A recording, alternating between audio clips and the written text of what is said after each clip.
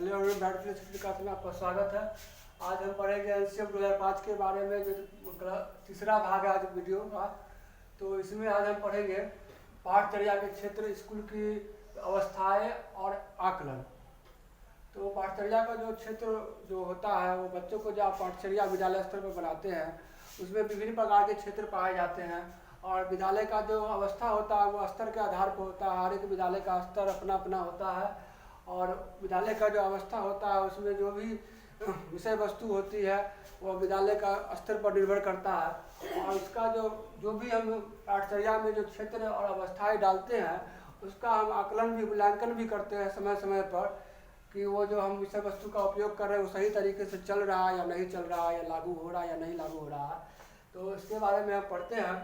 पहला है पॉइंट, पाठचर्या के क्षेत्र में बहुभाषिता एक संसाधन है, यह बौद्धिक स्तर को बढ़ाता है। बहुभाषिता क्या होता है? जैसा कि आप लोग जानते हैं हमारा देश जो है एक तरह से बहुभाषिक देश है। क्षेत्र के हिसाब से, संस्कृति के हिसाब से हमारे देश में, हमारे गांव में, हमारे राज्य में विभिन्न प्रकार के भाषाएं बोली जाती हैं और उन सभी भाषाओं का समावेशन हमारे पाठचर्या में होना चाहिए। जिस क्षेत्र में जैसी बोली बोली जाती है, जैसी भाषा बोली जाती है उससे और उस क्षेत्र का जैसा स्तर है, जहाँ वहाँ का सामाजिक स्थिति कैसा है, वहाँ का सांस्कृतिक स्थिति कैसा है, वहाँ कैसी भाषा बोली जाती है, उस सभी भाषाओं का समावेशन आपको इसमें पाठचर्या में होना चाहिए ताकि बच्चों की समझ और बौद्धिक स्तर को बढ़ावा मिल सके। आगे आते हैं, प्राथमिक शिक्षा में मातृभाषा का उपयोग करें ताकि बच्चों का सकारात्मक विकास हो सके। प्राथमिक शिक्षा मतलब प्राथमिक स्तर पर जो है तो खासकर बच्चों को विद्यालय में खासकर बच्चों को मातृभाषा से ही शिक्षा देनी चाहिए ताकि बच्चों का समझ ज़्यादा से ज़्यादा विकसित हो सके। और उसके बाद है प्रत्यक्षीकरण तथा निरूपण कौशल को बढ़ाना। प्रत्यक्षीकरण मतलब किसी भी वस्तु का प्रकटीकरण, किसी भी विषय वस्तु को या किसी भी बात को सामने लाना और उसका निरूपण करना, मतलब कि उसका विवेचना करना, उसको समझना। किसी भी बात को या किसी भी विषय वस्तु को सामने लाना, गणितीय रूप में कहेंगे इसको हम, किसी भी विषय वस्तु को सामने लाना, उसका विवेचना करना ही आपको प्रत्यक्षीकरण तथा उसका निरूपण जो हो गया, आपको विवेचना करना और समझना हो गया उसका। ठीक है, आगे आते हैं, विज्ञान नवीन खोज को बढ़ाता है तथा गतिविधियों तथा प्रयोगों के द्वारा। विज्ञान जो है एक तरह से गतिविधि और प्रयोगों के द्वारा सिद्धांतों पर आधारित होता है। नए नए गतिविधियों का और प्रयोगों को हम करते हैं और नवीन खोजों को हम विकसित करते हैं और उसका निर्माण करते हैं।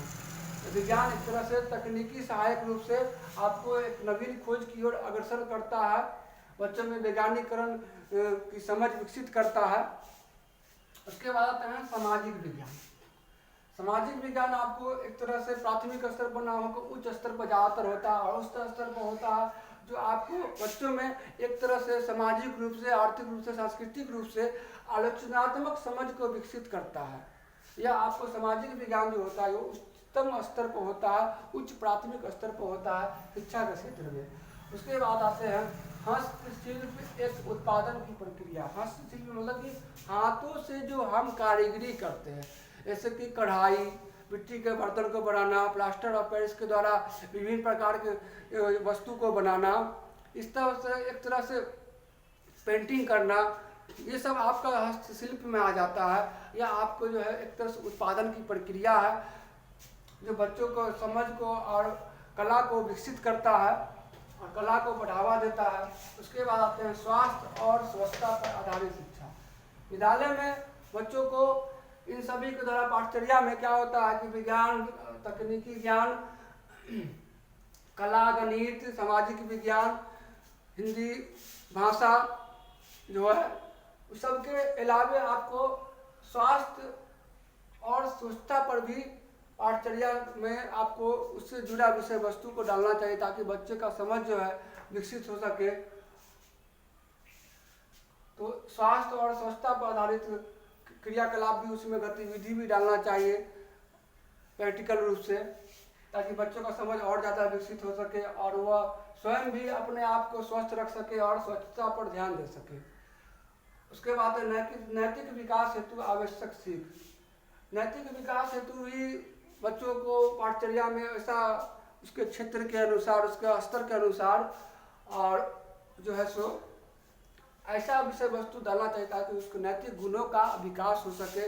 नैतिक गुण यानी कि क्या सही है, क्या गलत है, समाज में हमको कैसे रहना है, किस तरह से उसमें ढलना है, कैसे परिवार में किसके साथ कैसे बोलना है, ये सारी चीज़ें नैतिक गुण जो होती है, सही और गलत की पहचान, ये आपको नैतिक गुण से ही मिलता है। और नैतिक का विकास बच्चों को विद्यालय स्तर पर ही होना चाहिए सबसे ज़्यादा। उसके बाद सतत मूल्यांकन। सतत मूल्यांकन जो होता है बच्चों का, जितनी भी गतिविधि, जितनी भी क्षेत्र है, उस क्षेत्र में बच्चा सीखने का जो क्रम है, उसका सीखने का जो स्तर है, वो हम क्या कर सकते हैं, समय समय पर आकलन के द्वारा, मूल्यांकन के द्वारा उसमें सुधार कर सकते हैं। और क्या कर सकते हैं, आकलन और मूल्यांकन के द्वारा क्या कर सकते हैं, उसमें हम सुधार कर सकते हैं।